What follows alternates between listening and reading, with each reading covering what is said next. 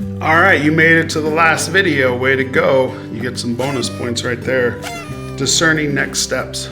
You've listened to stories, you're developing a friendship. Your one is somebody you care about. You want to know what's next. And here's what you might have been taught. Here's what I was taught. Here's what I assumed for a long time was when I got to this point with a friend who didn't know God, was I was just supposed to bring them to church and the pastor would do the rest of the work from there, or the worship music or something on Sunday morning would help them cross the line of faith. That actually may be the next step for your one. And if that's your assumption or what you've been taught, that makes sense.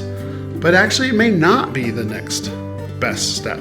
That's what discernment is all about. And discernment revolves around, first and foremost, prayer. As I said in previous videos, the Holy Spirit of God in you and in me gives us everything we need to tell someone else about God, to help them find Jesus in a real relationship. You don't need a college degree to do this work. This work we call evangelism. You need God's Holy Spirit, and that's it. Because you could start to now share your story of faith. You could talk about what's changed in you, the new creation you've become, how Jesus has radically transformed your life or has incrementally transformed your life. Whatever the case might be, you've put your faith in God, His Holy Spirit resides in you, and you can tell your friend about what's happened to you.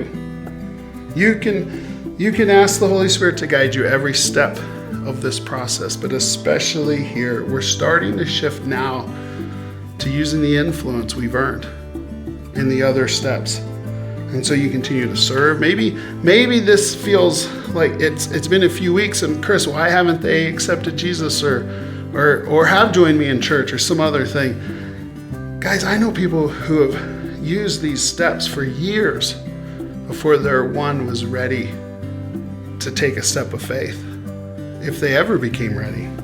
The speed isn't up to us, it's up to them, it's up to the Holy Spirit. And here's the other thing that'll start to happen here as you share more of your faith and your story, is you're going to be asked questions you don't know the answers to. I'm still asked questions all the time that I don't know the answer to. And often I'll invite someone into reading this short book with me.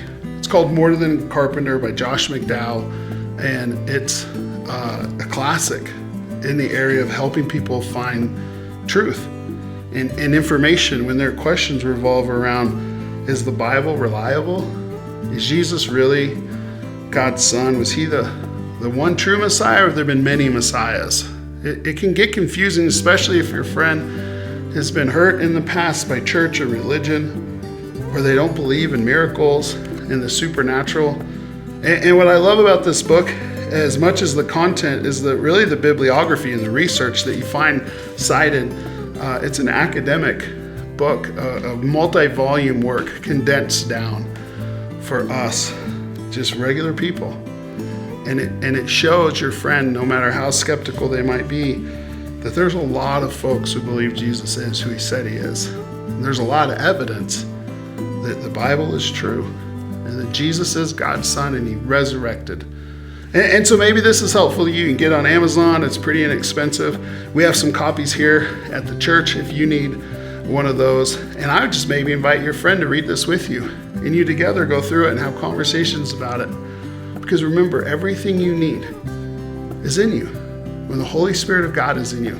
And yeah, I'll help you and anybody else on our team, your life group leader, your friends who are in this journey of sharing with their ones. Wherever the help needs to come, it's there. But you got this. In the Holy Spirit's power, pray and ask for His guidance. What's next for you and your one?